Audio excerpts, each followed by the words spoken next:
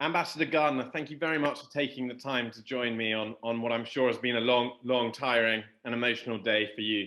You've been working closely with the Biden team and you understand a lot about what's going on. How should investors, particularly in Europe and Asia, think about the next coming weeks, coming months, and what advice, broader advice would you give them? Well, the outcome is still uncertain, of course, although the trend lines would perhaps indicate that Biden will reach the 270 necessary. But even if he does, the margin obviously will be very, very tight. We should remember, though, as tight as it is, it will be in line with, perhaps bigger than the margin that brought Donald Trump to office in 2016. Having said that, if Biden wins, he will face a Republican Senate. He will have difficulty in implementing parts of his agenda for sure. And he will not be able to say that he had a very strong mandate. And it puts even greater pressure, I think, on a Biden administration to implement things quickly with regard to foreign policy or even domestically. So it's going to be a difficult and probably quite a turbulent period for the United States. I think our allies are seeing a country that is more divided than ever before, quite clearly, and literally split down the middle in a way that we haven't quite seen before. And when thinking about the European and American relationship, something that you know so well and deeply, do you feel it's been damaged by these election results, and where do you see the natural future for it, especially perhaps in light of Brexit also? Yeah, well, it does depend dramatically, I think, on the outcome of the election. So if Biden wins, there are some important things that will change even very quickly. Certainly the mood music will change very quickly, and I think there are some things that can be achieved that are meaningful in the first 18 months before the midterms. But you know, no one can pretend that Trump didn't exist. Trumpism will be around for a long time. Trump won't walk away into the night, so to speak.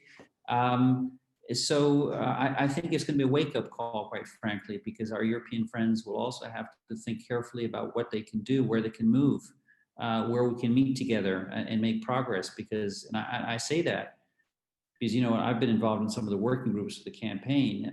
We're all thinking, what can be done quickly and pragmatically together? Because if we fail to prove that working with our allies within the rules in the international system that we built, if we can't prove that yields better results than the Trump policy of bilateral transactional behavior often outside the scope of these international rules institutions, then we will face a more virulent form of populism, and that will be bad for Europe. Europe should want to have as its partner a strong, confident, stable democracy. It's a very basic point. So it really should sharpen minds to think, you know, how do we meet a Biden administration and get some stuff done? And finally, the last year or several years have been dominated by the China trade deals and China trade talks. How do you think in the scenario that Biden wins, which is looking increasingly likely, how do you see that relationship changing and in this new era? Well, that's probably the fundamental area of change. For many reasons. First, that you know, Joe Biden will want to address the structural issues that are behind the problematic you know, Chinese behavior in trade, both their abusive investment and market access practices. So there'll be a shift away from managed trade to one of looking at structural impediments to trade. And here I see an alignment with Europe that probably hasn't existed perhaps ever, in terms of real skepticism about China and a desire to do something together on reforming the rules to force the Chinese to the table, working together on important areas where we haven't really worked together in the past, like standard setting, which is crucial, and the Chinese have identified this in the past. And, you know, but particularly on trade, you know, and supply chain resilience and diversification, where China is an issue. I see a real opportunity here for the US and the EU to work together, which is why, by the way, I think the Chinese are probably would not welcome a Biden victory, because a Biden victory means America wants to work with our allies to reform the system as we haven't done before. Cool. Well, thank you so much for taking the time the day after a huge election.